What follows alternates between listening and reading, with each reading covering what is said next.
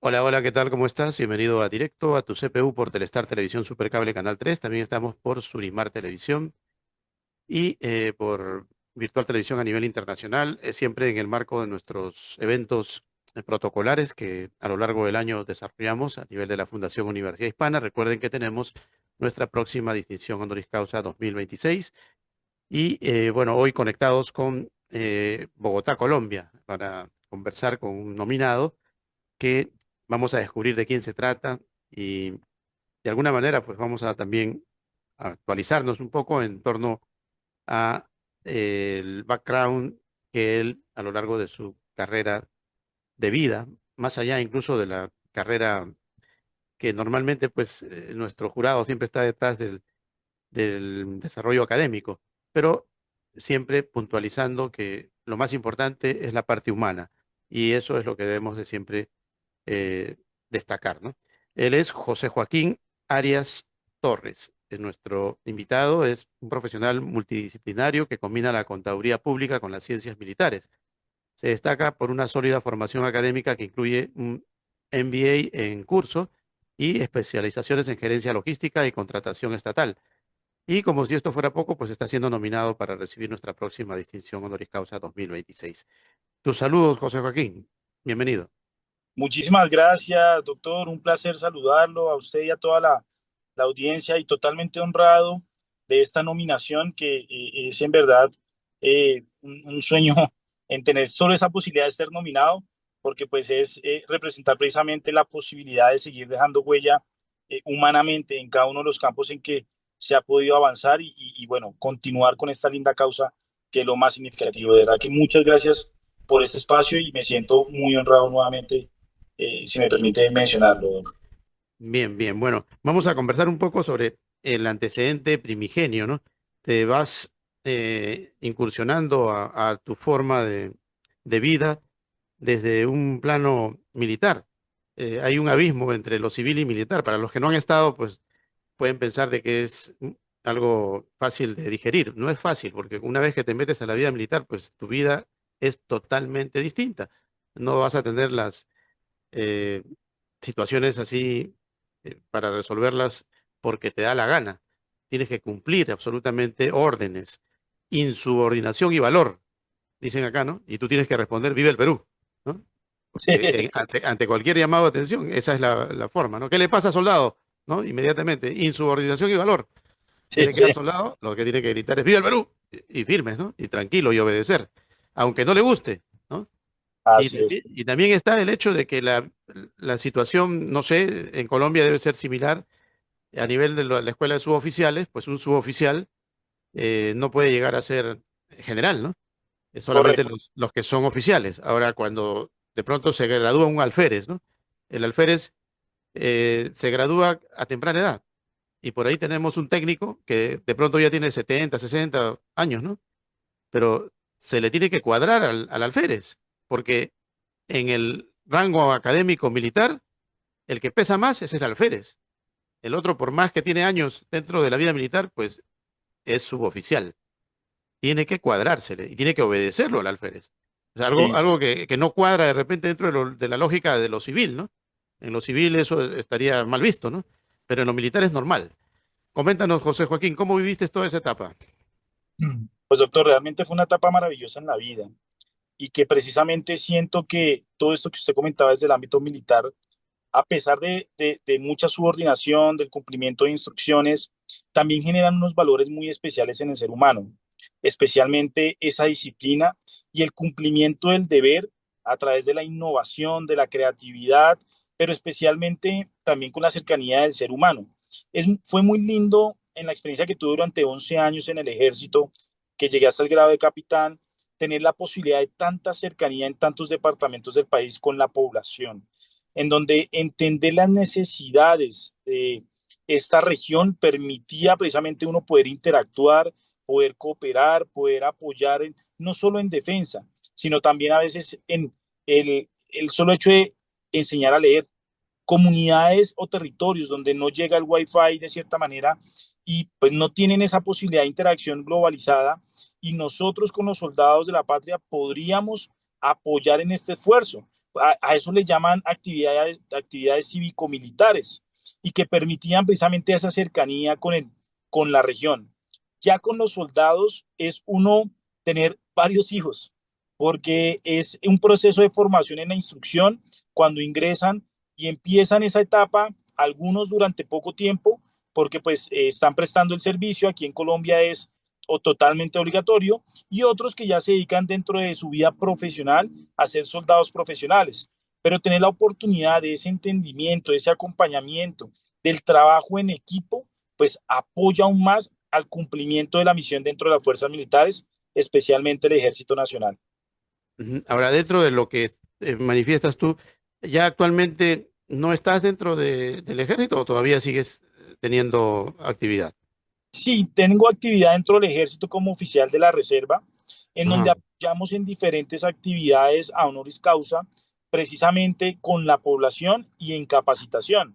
Entonces, desde la docencia, desde la parte contable, desde la parte de contratación estatal, que pues usted bien sabe, doctor, que la parte económica del Estado se ejecuta a través de la contratación estatal, pues permite también una tranquilidad para los militares, ese apoyo porque sí es mucho el enfoque desde el ámbito operacional, pero en esa parte administrativa de la ley 80 del 93 que rige aquí en Colombia como reina de la contratación estatal, pues de pronto no están tenidas en cuenta y a veces en ese cumplimiento de instrucciones, usted sabe que le dicen usted va a ser gerente de proyecto, supervisor de proyecto, comité técnico y pues no se tiene ese gran conocimiento para poder tener la trazabilidad del cumplimiento de la ejecución de los recursos. Entonces, apoyamos fuertemente, apoyo directamente al Ejército Nacional en todo este ámbito totalmente, doctor. Bien. En el caso de personajes que desde el punto de vista histórico, pues han pasado a ser célebres, claro, con sus críticas del caso y con sus también halagos del caso, depende de quién lo mire. Alguien estuvo por aquí y tú nos contabas antes de empezar, pues que estuviste acá en la Escuela Militar de Chorrillos, recibiendo un curso, ¿no?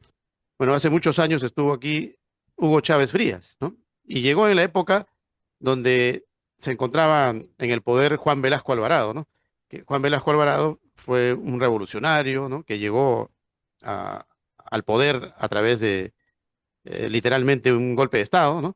Y prácticamente causó revuelo. ¿Por qué? Porque hasta ese momento, el- recuerda que esto del capitalismo salvaje es una característica también, ya que no la podemos negar, ¿no? En algún momento, pues, provenimos de la época de la colonia, pero más allá de la colonia, pues los criollos comenzaron a suplantar a los españoles, ¿no? Y finalmente, pues, habían latifundios y nuestras sociedades aborígenes o indígenas, pues, vivían prácticamente sometidas, ¿no? Y sin los reconocimientos del caso en cuanto a pagos, en cuanto a lo que significaba su labor.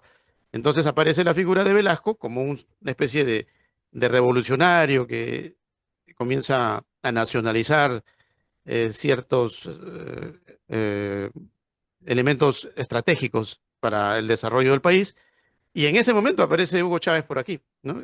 Un joven que hacía un curso de Estado Mayor, visita la Escuela Militar de Chorrillos y se enamora prácticamente del sistema. Y muchos dicen, ¿no? Los que no saben, claro, de que por ahí empezó o comenzó la fiebre, que más adelante pues ya se convirtió en su caballito de batalla para elaborar lo que ha constituido como gobierno bolivariano, ¿no? Y con su clásica alegoría a la época de independencia, reivindicar a Bolívar, San Martín y no sé qué más. Bueno, ese tipo de situaciones. Cuando tú has estado en esta vorágine de los jóvenes, porque también si te agarra a temprana edad, ¿no? Y vas bajo esos escudos, ¿no? De pronto y le das la mano a un hombre célebre como Velasco Alvarado, pues te podía haber pasado, ¿no? Te electrocutas ahí, de repente te da un shock y te queda grabado y de pronto dices, oye, yo también puedo seguir esa senda, ¿no? Y más aún con lo que cuentas, que te vas por el campo y hay que enseñarle a leer a la gente no tiene, no le llega al Estado, un soldado tiene que resolver los problemas que deberían resolver los civiles. Entonces, de pronto por ahí podrían hacer una situación similar a la que le pasó a Chávez. ¿Alguna vez se te cruzó por la mente algo similar o no? Eh, De pronto, sí se me pasó la mente en caso tal de que saliera del ejército, pero con una intención de pronto de equilibrio y de apoyo más bien entre las instituciones de la gobernabilidad para mantener una gobernanza, ¿no? En la región. Creo que cuando hay una integración de las diferentes líneas y un acuerdo para la ejecución de actividades, creo que se puede avanzar sin ningún problema. Pero Ajá, sí se me pasó. De por sí, le puedo contar, doctor, que hubo mucha actividad que se logró precisamente así en conjunto. Usted bien dice, no era nuestra labor, pero por ejemplo, podíamos tener esa linda posibilidad de reunir a los presidentes de Junta de Acción Comunal y entre todos poder fortalecer, por ejemplo, la innovación de un proyecto de una vía terciaria y pasársela directamente a la alcaldía del municipio para poder gestionar una solución de un problema.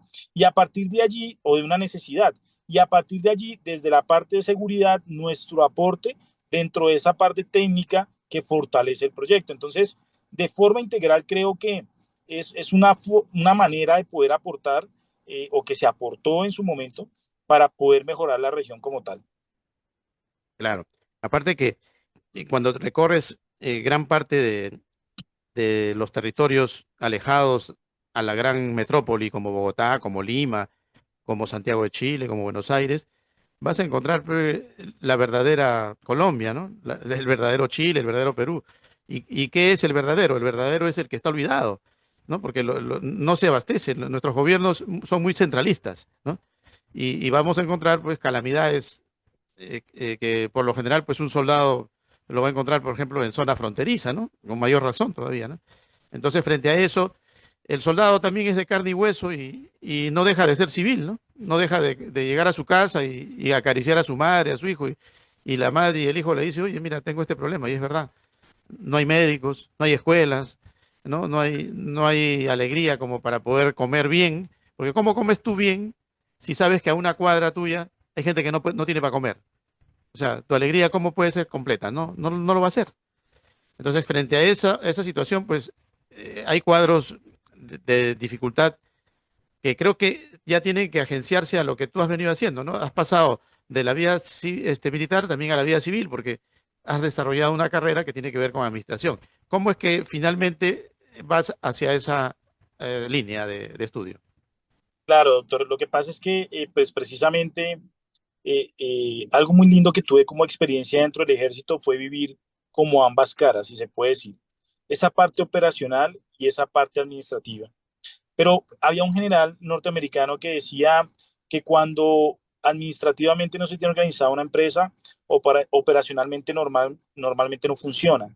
Entonces quise enfocarme un poco a ese ámbito de la administración para poder tener unos protocolos y unos lineamientos, si se puede decir, un poco más estrictos y fuertes. De por sí apoyé en una campaña muy linda que se llama Trascender, y ese trascender es como yo dejo una huella, pero con el cumplimiento del protocolo de funciones que son asignados a través de una capacitación, de una orientación, y es allí donde eso va aunado con los números, razón por la cual decido estudiar contaduría pública, porque me apasiona y creo que hace parte de una disciplina del cumplimiento de procedimientos. Entonces, esta integración fue la que yo analicé en su momento para poder aportar un poquito más hacia ese eh, futuro que quería, no solo en la vida civil, sino no alejado del Ejército Nacional, porque pues como le digo,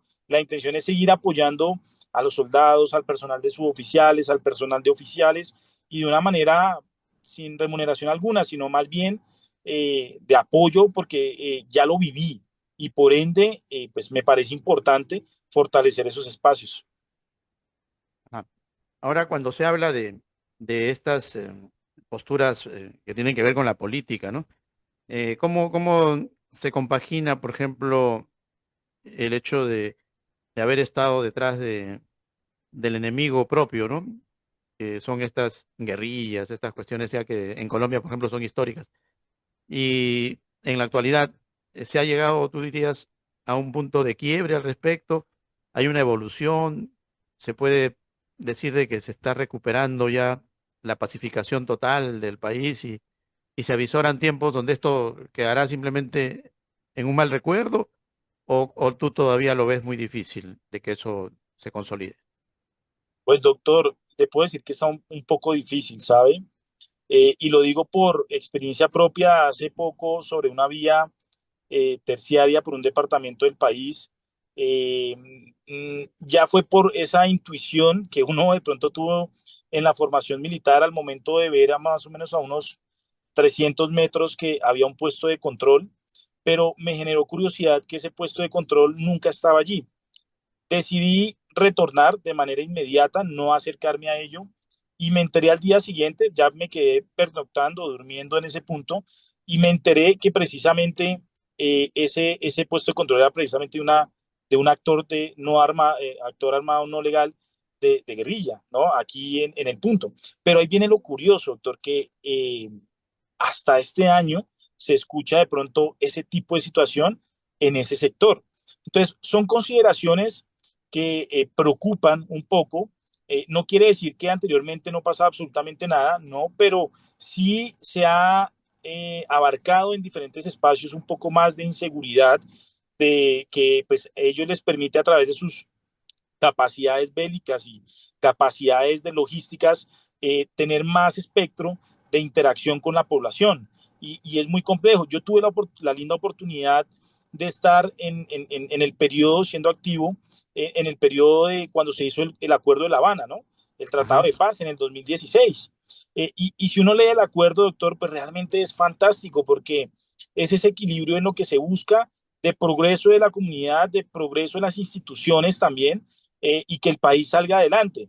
Sin embargo, la ejecución es esa parte difícil porque todavía mantenemos sitios donde el transporte de la alimentación sigue siendo en mula o en burro, ¿no? O a través de la carga sobre un animal.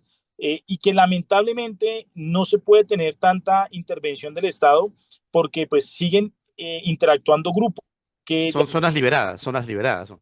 exactamente, que pues de alguna forma se fortalecen, es por el movimiento de Mm. este narcotráfico, de diferentes variables que pues van afectando un poco el territorio. Entonces, pero ¿sabe algo, doctor? No se pierde la fe.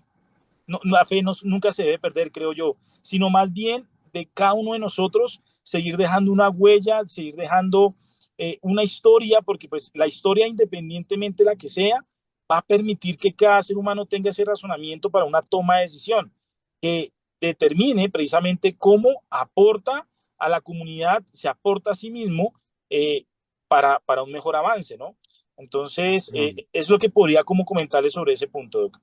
Bien, bien. Ahora, inicialmente te mencionaba que uno puede quedar de pronto obnubilado o como que identificado con un periodo de la historia, como el que le puede haber pasado a un joven como Chávez Frías, ¿no? Y Velasco Alvarado. Pero también puede pasar lo contrario, con la presencia precisamente casi hegemónica, ¿no? En casi todo el elemento castrense de América Latina, de la relación directa con los Estados Unidos, ¿no? Y donde hay incluso intercambio militar.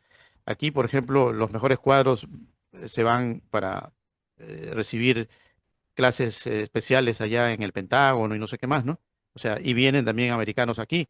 eh, Fuerte. y, y no se descarta el hecho de que más allá del factor político está el factor tecnológico, el factor eminentemente de primer nivel en torno a lo que significa este tipo de manejo, ¿no? De lo que son verdaderamente las Fuerzas Armadas a nivel mundial. Pero dentro de eso está también el contrapunteo ya reciente, ¿no? Donde se tiene al presidente Gustavo Petro, por ejemplo, dándole la mano a Donald Trump, algo que era casi imposible de pensarlo de repente hace unos meses atrás, ¿no? Unas semanas atrás. No, eso nunca va a pasar, pero ya Sí. pasó. ¿Cómo se recibe eso? ¿Con qué expectativa lo ve el colombiano? ¿No? Porque nosotros lo vemos con bastante también humor, ¿no? Porque nos decimos, oye, pero este señor no estaba tan corajudo, no sé qué le pasó. No sé qué nos puedes comentar al respecto. Pues doctor, yo creo que lo recibimos de la mejor manera, ¿sabe? ¿En qué sentido? En que a veces las diferencias políticas hay que dejarlas a un lado cuando se requiere una tregua. ¿sí? Y precisamente en esa tregua, ayer salió una noticia de una gran operación que hicieron vía marítima en conjunto entre Estados Unidos y Colombia. Eso me recuerda, doctor, cuando le comento precisamente el acuerdo de La Habana, fue un cambio de chip, de cierta manera, de proceso. ¿Por qué? A uno lo orientaban en esa parte de operaciones hacia el enemigo, en este caso, pues obviamente interno dentro del territorio, ¿no?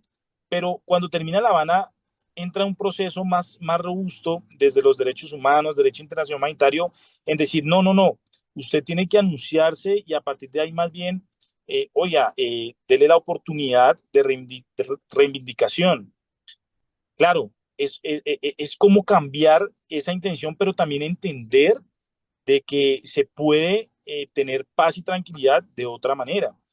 Algo pasa o algo parecido lo asimilo con lo que usted me comenta y con la pregunta, porque precisamente a pesar de esa brecha política que pueda surgir o que ha surgido, porque pues no es en medios abiertos se ha evidenciado el roce entre ambas naciones, tratar de decir aquí lo que prima es realmente la ciudadanía y el progreso de la comunidad, esperando que sea así, ¿no? Digamos que es ver ese lado positivo, que a veces yo le digo a los estudiantes también, muchachos, siempre hay que creer en la institución.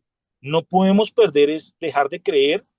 Claro está, a través de un razonamiento eh, trazable, coherente, crítico, pero esperemos que la intención de lo que piensan los líderes, en este caso, pues sea en pro de ese futuro, ¿no?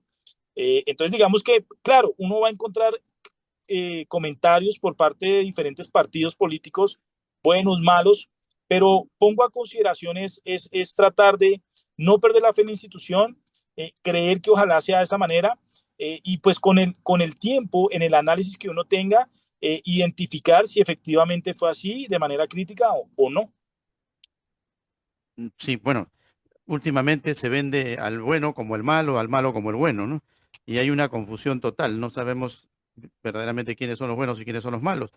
Se dice, se comenta, se arguye, por ejemplo, por parte de los que defienden las causas rebeldes, que es la propia fuerza extranjera, ¿no? La que interviene para que permita que la droga, por ejemplo, se transporte y llegue a los Estados Unidos, es lo que dicen ellos, ¿no?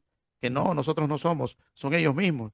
O sea, total que el mundo al revés. ¿Cómo llegar a tener una certidumbre de eso, verificarlo como debe ser? Yo creo que la ciencia está totalmente avanzada y que actualmente incluso tú podrías a través de las redes sociales, internet, no sé, poner ahí efectivamente, oye, mira, ve, este es un militar activo, este es una embarcación, un avión, ¿no? Ahora, que la gente pueda constatar de que efectivamente ninguno de ellos se dedica a hacer este transporte ilícito, ¿no? O sea, creo que es fácil de poder comprobarlo, ¿no? Pero no se hace, ¿no? No se divulga mucho porque dicen, no, todo es secreto, eso es secreto de Estado. Entonces, al final, la población vive en la incertidumbre y termina creyéndole al que sale al balconazo y da el gran discurso, ¿no? Y generalmente ese discurso es un discurso para ratificarse en el poder a costa de qué, de decir, no, el imperio tiene la culpa y no sé qué más. Entonces, ¿cómo poder creer eso, esa historia? ¿Cómo salir de esa situación un tanto mitológica que tenemos en América Latina? Pues doctor, yo me baso en un tema que le digo siempre a los estudiantes y es la investigación. Eh, Me parece que es una base maravillosa para poder tener ese análisis crítico. Y mire que a través de, laborando también en honoris causa o ad honorem con un centro de investigación aquí en Colombia, se llama FUNCIES, allí yo apoyo como director de Relaciones Interinstitucionales. Hacemos trabajos de campo, no solo en Colombia, sino por ejemplo también en México, donde precisamente ahorita en diciembre estuvimos en Puerto Vallarta, 15 días recolectando información en el estado de Jalisco, y haciendo este mismo ejercicio en Cartagena de Indias, donde identificábamos las necesidades de la población, la cual nos permite tener una trazabilidad, un entendimiento mucho más cuantitativo y bueno, y cualitativo de cierta manera, que nos lleve precisamente a un análisis crítico y por ende a hacer una propuesta de políticas públicas que nos fortalezcan toda esta dinámica. De por sí, por ejemplo, en Zacatecas, ahí en México, el año antepasado participamos en la elaboración del Plan de Desarrollo 2024-2027 y este año vamos en junio a hacer la evaluación de ese plan de desarrollo. Y de eso se trata la investigación, de cómo los datos que a mí me brindan, yo creo que son válidos con la verificación de esta misma información. Pero ahí es donde viene la importancia, creo yo, de cómo le cultivamos al joven que la investigación es esencial, que incluso en casa nos permite el análisis y una toma de decisión hasta con un recibo del agua, en donde yo digo, está subiendo, está bajando y qué puede ser la causa del mismo. Entonces, consideraría que es la manera esencial en que podríamos, como sociedad latinoamericana, fortalecer este tipo de espacios con un debate sólido y robusto, doctor. Ajá. Y ya que has estado en México, tú serías de los que opinan, claro, que es un poco difícil opinar sobre eso, ¿no? Pero dirías tú que lo que se comenta, se arguye, los susurros siempre son bastante sólidos en torno a lo que supuestamente factibiliza la gobernabilidad ya, tiene que ver precisamente con esa especie de vandalismo a través del transporte de estupefacientes y todo hacia Estados Unidos o hacia Europa incluso, desde México. ¿O tú lo ves eso controlado, lo ves bien difícil? ¿Cómo lo ves?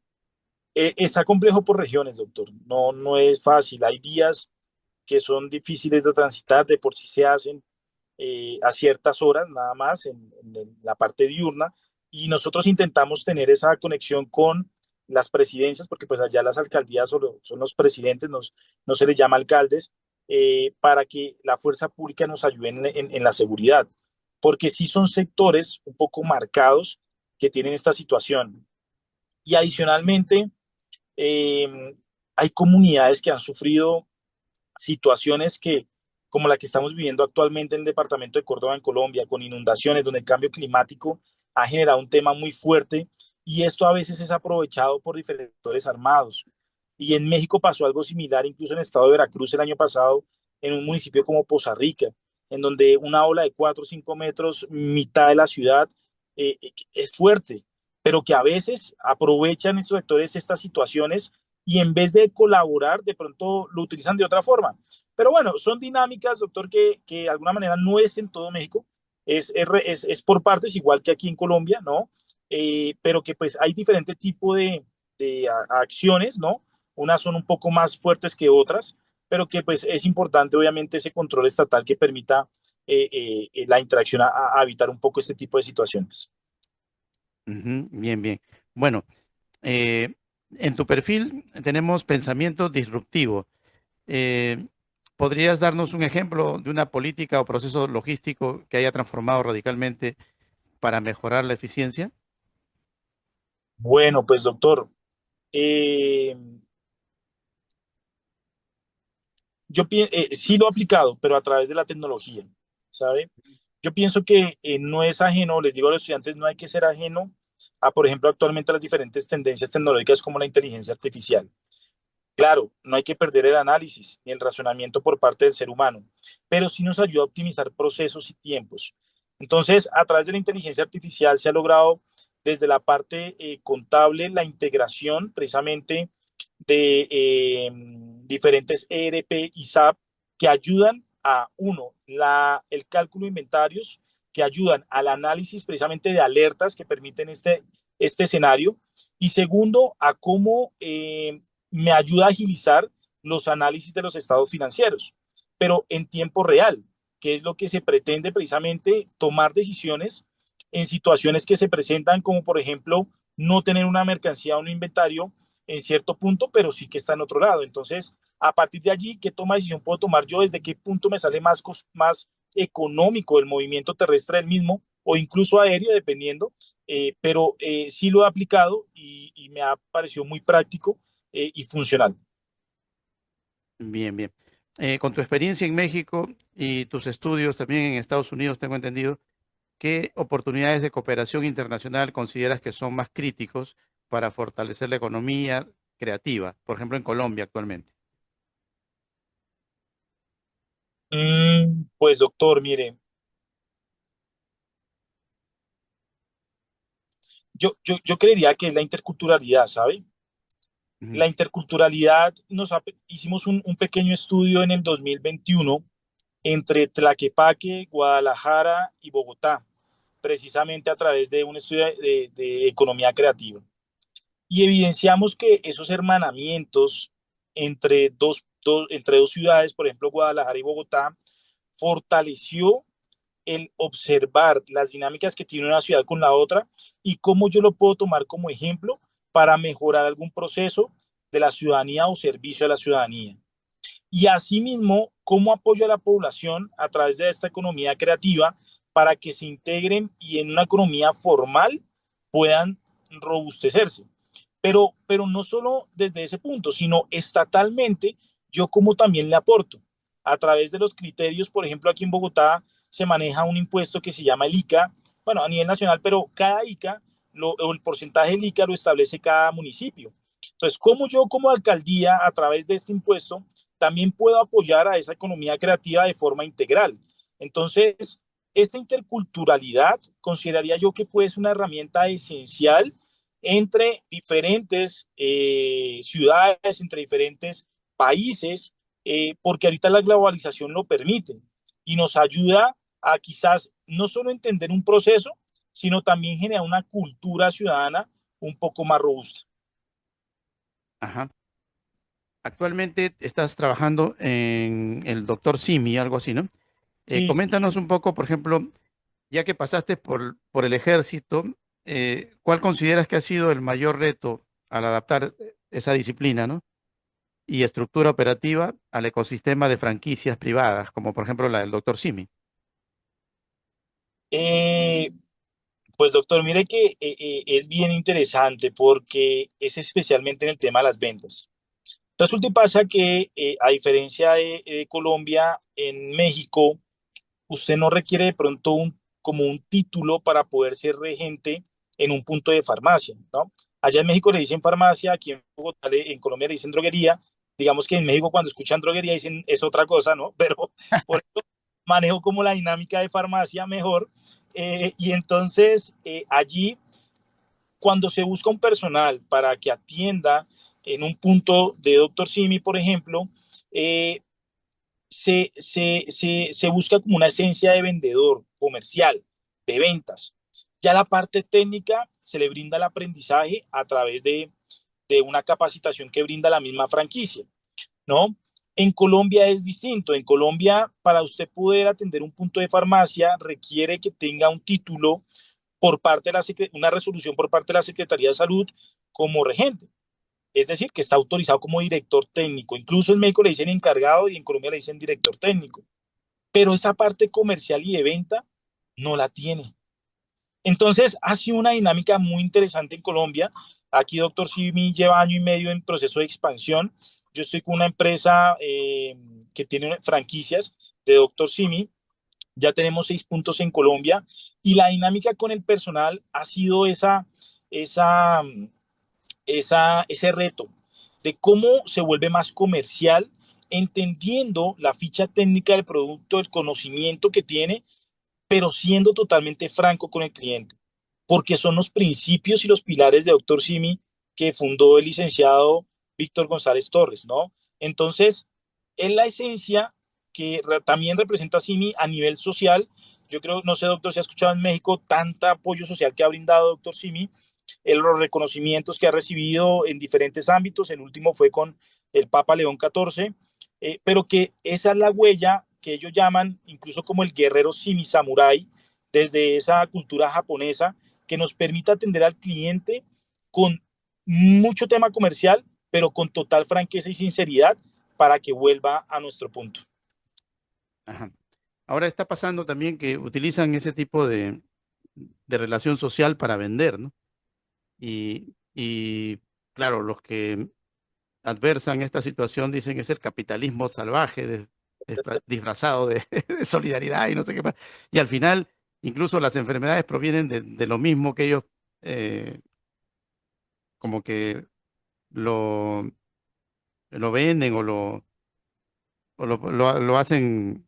popular, ¿no? Lo hacen que penetre prácticamente en el subconsciente de la gente para el alivio supuesto de su salud. Eso está en tela de juicio, ¿no? Porque también es muy difícil de llegar a comprobar, así como lo que tú planteas, ¿no? De que, por ejemplo, es difícil detectar si efectivamente tenemos un control o no de las operaciones militares que se puedan estar haciendo positivamente, ¿no? Y que algunos la ponen en tela de juicio. Quizás va a llegar un momento en el cual la tecnología está avanzando cada vez más, donde todo esto va a quedar en la historia y ya va a ser difícil mentir, porque con tan solo darle un clic a algo vas a poder tú detectar si hay o no hay, ¿no? Si simplemente, como tú dices, va a tener mucho que ver con el trabajo de investigación. Pero ese trabajo de investigación en este momento es agudo de pronto, porque hay que estar viendo números, revisando un poco de archivos, pero con el transcurrir del tiempo, si tú te fijas actualmente, pues hay cosas que hace unos años atrás, meses yo diría, no se podían ver a simple vista. Ahora no, ahora simplemente te metes a la IA y inmediatamente te lo sacan, ¿no? Te dan la información detallada y sin error. Entonces, estamos acercándonos a una etapa donde ya los encantadores de serpiente o los que disfrazan, por ejemplo, este tipo de ventas con algo social van a quedar al descubierto, ¿no? Y se va a saber de que efectivamente lo que están haciendo es un gran negocio, nada más, con la salud, por ejemplo, ¿no? Entonces, ¿cómo contrarrestar esto? ¿Cómo ves el futuro tú, por ejemplo, de Colombia, ya que Colombia es un lugar donde efectivamente la coca se da, ¿no? Pero no la coca para lo que se ha vuelto famosa Colombia, sino para la salud. Las anestesias, los mejores fármacos tienen que ver con la coca, ¿no? Eh, Y no es lo negativo que se presenta al mundo, como lamentablemente lo vemos, ¿no? ¿Cómo ves ese futuro? pues doctor, yo pienso que el futuro de cierta manera cada vez es un poco más Más complicado. incierto, sí, es cada vez más incierto. Pero yo me sigo basando en el tema de la investigación. Usted hablaba del tema de cómo usaban ciertos productos, pero si uno recapitula de pronto un poco esa historia, desde los indígenas, de cierta forma, usaban este tipo de productos para un ámbito medicinal, ¿no? Que de pronto con el tiempo ya se consideró que no era lo adecuado, pero quizá la investigación permita establecer de que sí sea válido, ¿no? Pero ahí es donde creo que se debe fortalecer es el ser humano, doctor. Y yo creo que para contrarrestar la incertidumbre que genera el futuro, es como yo trabajo como ser humano y también cómo esto lo replico con los demás.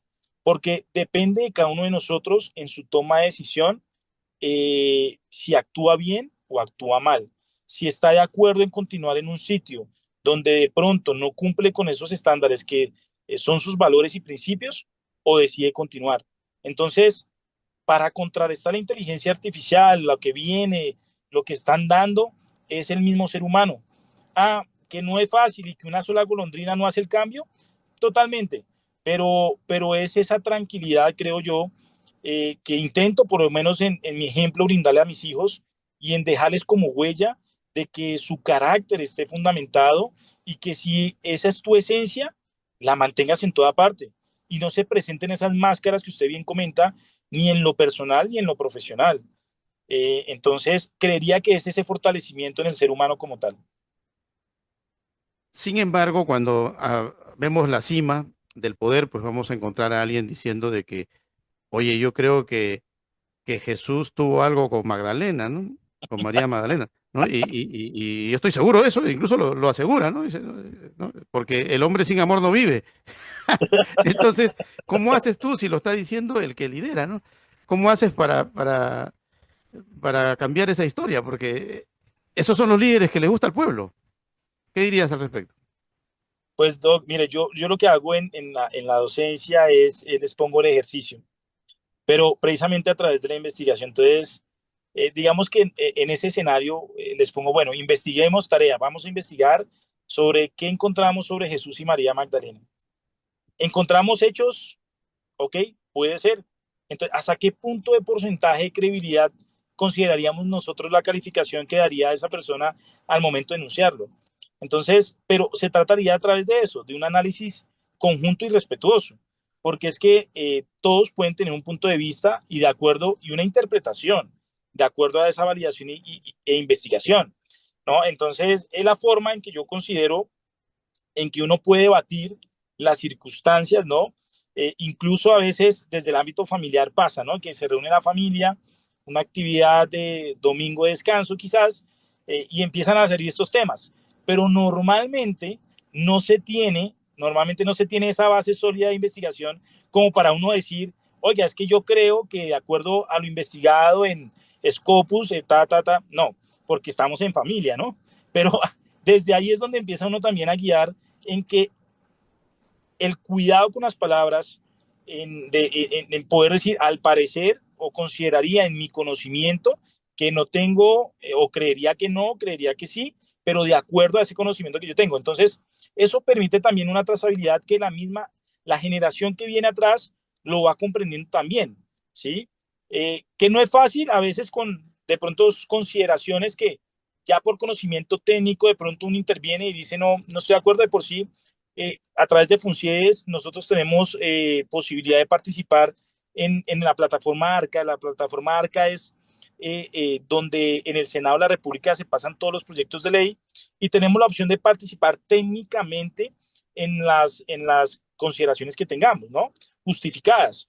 Y es ahí donde yo creo que esa parte técnica ayuda a robustecer ante una propuesta de ley que puede mejorar o que puede de pronto no tenerse en cuenta. Pero que al fin y al cabo los líderes son quienes toman las decisiones en este ámbito, hablando desde este espectro, pero el aporte que uno brinda seriamente frente a este tipo de situación. Ajá.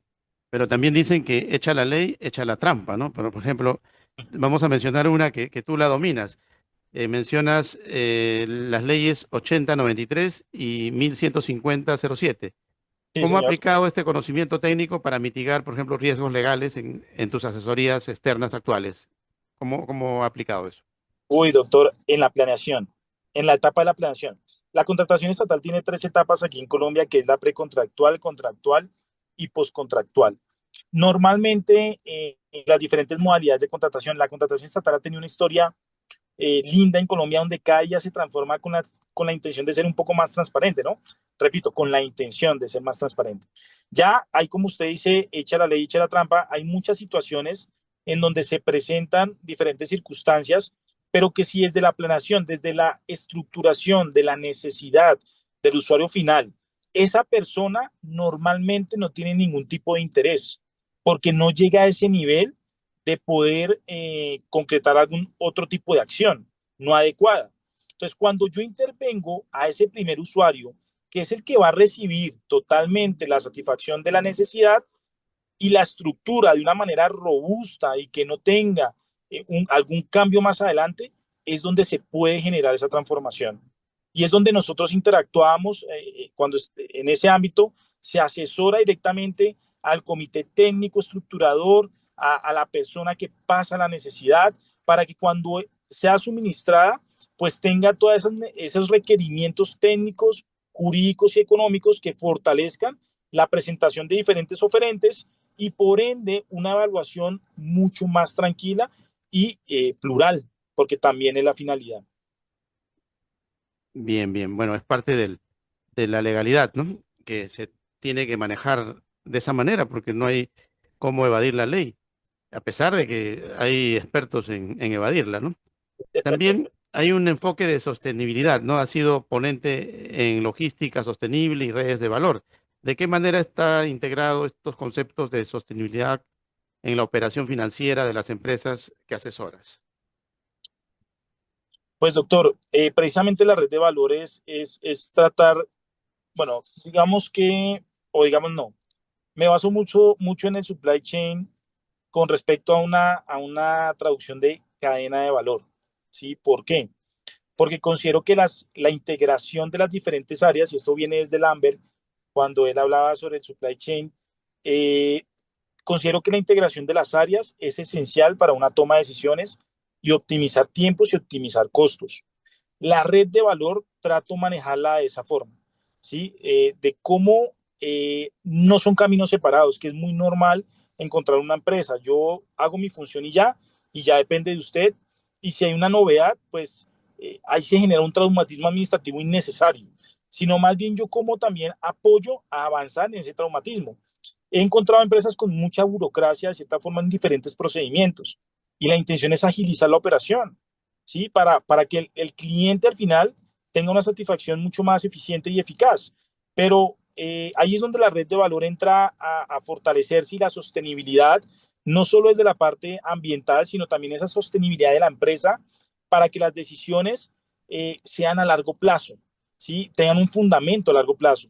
Y he tratado de involucrar mucho esa parte del ser humano, porque estamos quizás, nos cansamos a veces de decir, va a entrar un personal, lo capacito, pero se me fue y ahí estoy perdiendo plata.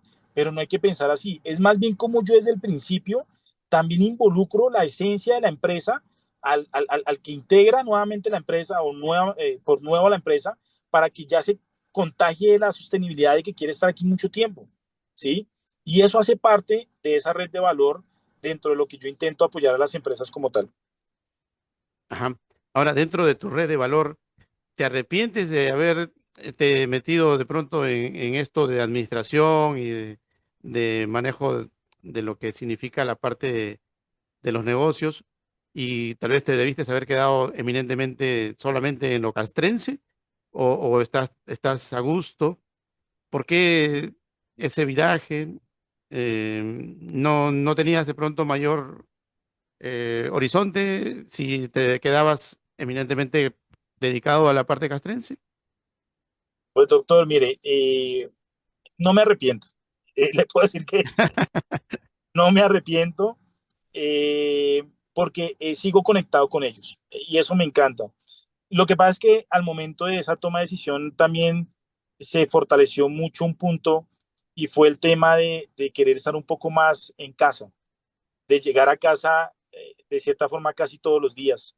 Entonces, ese ámbito familiar con mis hijos me pareció más significativo en el tema de poder estar con ellos, para poder brindar una orientación, una guía, que de cierta manera no la iba a poder tener totalmente desde la parte castrense, como usted bien menciona. Y la administración me ha ayudado precisamente no solo en la parte laboral, sino personal, para fortalecer esos espacios en familia, para poder tomar decisiones en casa, para poder tomar una orientación un fin de semana con ellos en conjunto. Entonces, no me arrepiento, me encanta, sinceramente, esta interdisciplinariedad, como usted bien comentaba al principio de la entrevista, de la reunión, pero es porque eso me ha permitido un mayor entendimiento, una mayor pasión por lo que hago, pero especialmente intentar dejar una huella en cada momento. Puede que no se deje, pero es intentarlo en cada escenario. Ajá. Bueno, ya para ir finalizando, qué le recomendarías tú a un joven que escucha tu historia y que tal vez él está totalmente enamorado de la vida castrense, ¿no? Tú sabes, como que cuando uno está joven a veces dice, no, yo quiero ser, pero de pronto escucha tu viraje, ¿no? Y también al otro, ¿no? Que también puede estar en una situación similar de, oye, ver la parte de los negocios, la parte administrativa, y tú estás entre las dos. Pero, eh, ¿cómo encaminar el mensaje para que no se distorsione, ¿no? Y el que escucha, pues, tu historia no vaya a pensar de que está en el lugar equivocado y también pueda por ahí cambiar su futuro. Creo que mucho depende de una decisión particular, ¿no? Cada quien hace su destino. Pero, ¿qué le dirías? De repente tienes por ahí una clave, algo que te pasó, no sé, un pajarito se te paró como a Maduro, ¿no? Y que supuestamente era Chávez el que se le había parado. Bueno, no sé, algo te pasó de pronto que lo puedas comentar. Pues doctor, como le digo, entiendo totalmente el punto que usted dice, y claro, puede generar controversia, Ajá, incluso frente a ambos parámetros, ¿no? Como le digo, en mi situación, perdón, fue el tema familiar, pero afortunadamente en ese momento tenía una base académica con que salir y enfrentar el mundo, porque no fue fácil, o sea, eso lo reconozco totalmente, no fue sencillo, y mi esposa cuando tomamos la decisión, dijo, ok, le dije a ella, doctor, le dije, dame solo 3 meses. Yo en 3 meses empiezo, yo ubico trabajo en 3 meses, pero en 3 meses tengamos un colchón que nos permita esa tranquilidad, y yo voy buscando, ¿sí? Afortunadamente, creo que el trabajo fue bueno, y cuando yo me retiro, ya con las bases académicas me permitían tener una ubicación, pero también un relacionamiento. Y ellos me ubicaron y me dijeron, oiga, yo sé de su trabajo, ¿por qué no trabaja conmigo? Y gracias a Dios, en una semana ya tenía trabajo. Pero no quiere decir que sea la misma situación de todos los que de pronto llegan a tomar esa decisión. Pero esto se logró fue porque en el monte, allá metido, en esa época tenía un BlackBerry y estudiaba, hacía trabajos. Era porque cuando estaba igual en ciudad, en las noches estudiaba, ¿sí? Y daba una milla extra en su momento para fortalecerme. Entonces creo que cuando uno desde el inicio intenta, repito, pasión, porque es pasión, las cosas también van llegando, ¿no? Y aunado, pues uno debe tener una preparación, debe intentar fortalecerse en estos espacios. Yo, yo sigo mucho, yo era ingeniero militares y creo mucho en lo que decía San Francisco de Asís, que era o es quien eh, uno sigue en los ingenieros militares, y él decía, uno debe estar en paz con la naturaleza, la sociedad y espiritualmente. Cuando uno de pronto intenta, creo yo, trabajar esos tres espacios desde joven, muy seguramente, porque pues no lo puedo afirmar totalmente, pero seguramente puede que tenga un buen resultado, una buena cosecha. Pero cada historia es distinta. Y lo otro es como la esencia también te permite tener tranquilidad, porque estas personas creen en mí, es porque creen que soy honesto, creo que tengo lealtad, creen que tengo una responsabilidad, creen que soy disciplinado, pero no es solo creerlo, sino demostrarlo. Y eso es desde pelado, empieza a cultivar todo ello, porque si no mantienes una costumbre, llegar a cambiarla de un momento a otro, de pronto no es imposible, pero sí puede ser un poco más difícil. Claro, claro. Ahora, ¿en qué rango estarías si te hubieses quedado eminentemente en tu carrera militar? Mis compañeros ascendieron a mayor el 1 de diciembre de 2025, doctor. Ah, ya, ya. Bueno, estarías por ahí. Ya, Sí, señor. a manera de epílogo, ya para terminar, no sé si sonriendo o un poco serios. eh, Cuando se da la noticia de la captura de Maduro, cómo lo ven ustedes allá del hecho de la factibilidad de que haya pasado eso? ¿Eso fue tecnología? ¿Eso fue ciencia ficción? ¿Eso fue un soplo, como dicen, ¿no? Una traición? ¿Qué has escuchado de tus compañeros que están en pleno, seguramente en plena efervescencia, ¿no? De esos que ahora son mayores. ¿Qué te dicen? Bueno, lo que ellos me han comentado es que, bueno, lo que pasa es que de cierta manera con quienes yo dialogo no tienen tanto contacto directo con quienes manejan de este tipo de operaciones y de información, ¿no? Digamos que ya es un comando central mucho más robusto el que maneja esta operación. Sin embargo, ellos no lo creían. De por sí, cuando pasó la noticia, yo me encontraba en ese momento en la costa, precisamente dando una charla, y me enteré, o sea, me llamaron y me dijeron, Joaquín, mira, pasó esta noticia. Llamé a unos compañeros y dije, oye, pasó esto.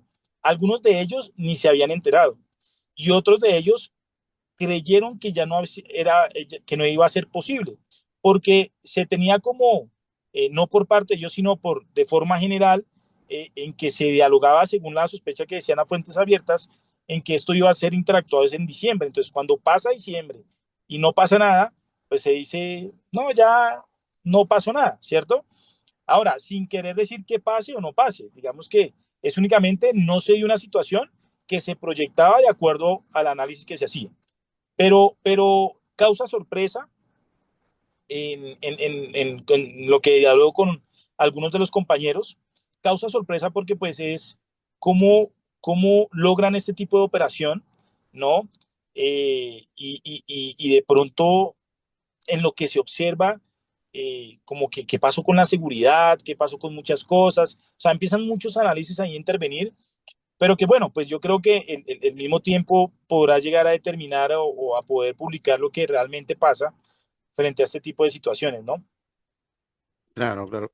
Pero lo que más se dice que fue algo normal de tecnología, algo o lo dan por traición, que por ejemplo por aquí creo que hay un 50 y 50%, ¿no? Entre la gente que opina de que la tecnología ha avanzado y efectivamente esas armas pues no la tiene ni siquiera ningún ejército creo que del mundo, y otra es que también de por medio hubo traición.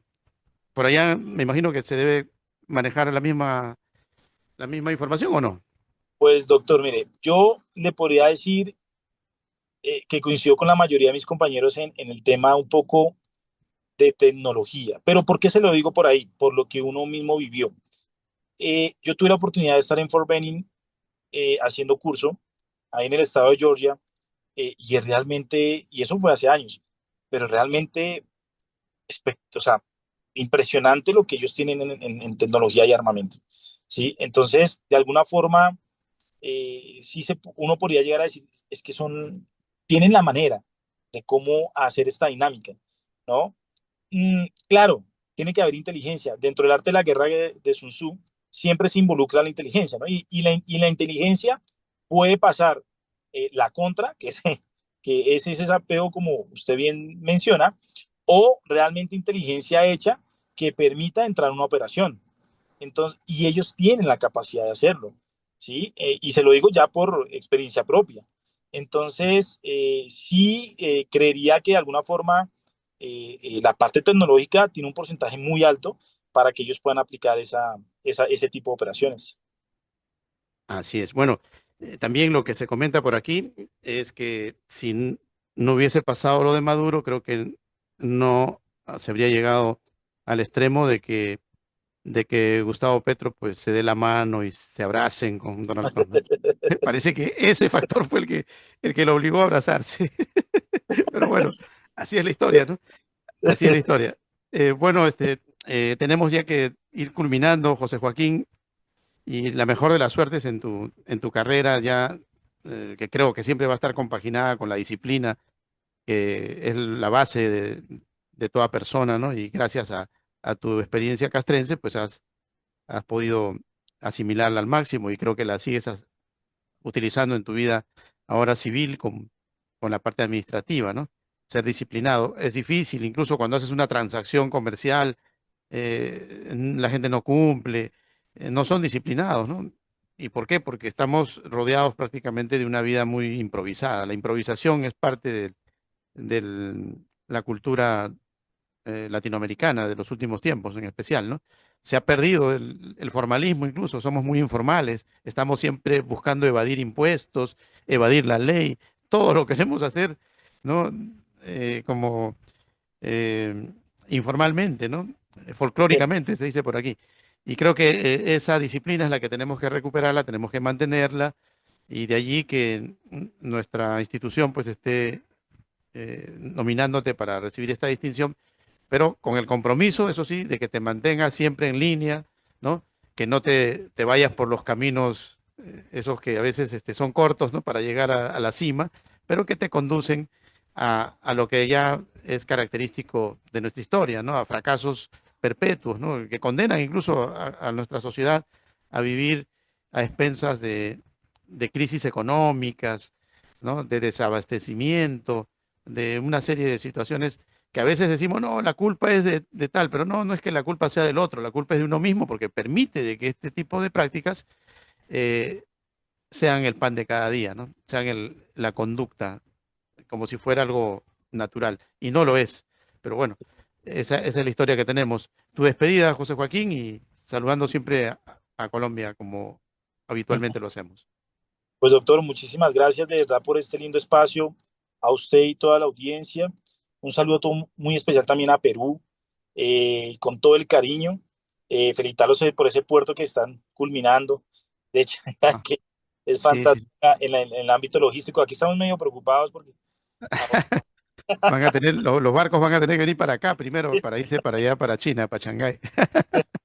Pero no, de verdad felicitarlos. Con todo cariño, yo tengo bastantes amigos de Perú muy cercanos y de verdad muy queridos. Y agradecerles por ese espacio a esta nominación. Espero poder cumplir esas expectativas dentro de la nominación. Espero poder seguir aportando independientemente del resultado. Es continuar con la esencia, continuar con la disciplina, continuar con esta dinámica que nos permite en el día a día dejar una huella, que creo que es lo más significativo, doctor. Entonces, y el solo hecho de estar en este espacio ya es un privilegio. Entonces, eh, nuevamente, muchas gracias, solo gracias totales. Y Mm, espero que no sea la última vez en la que pueda seguir dialogando y no solo eso, sino actuando, que es lo importante, ¿no?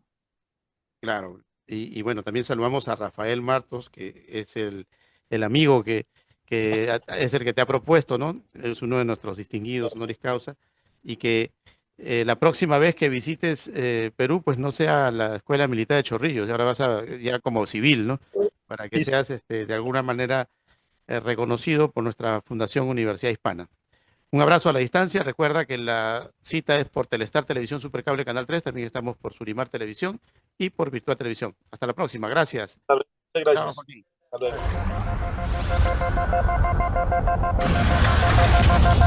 Gracias.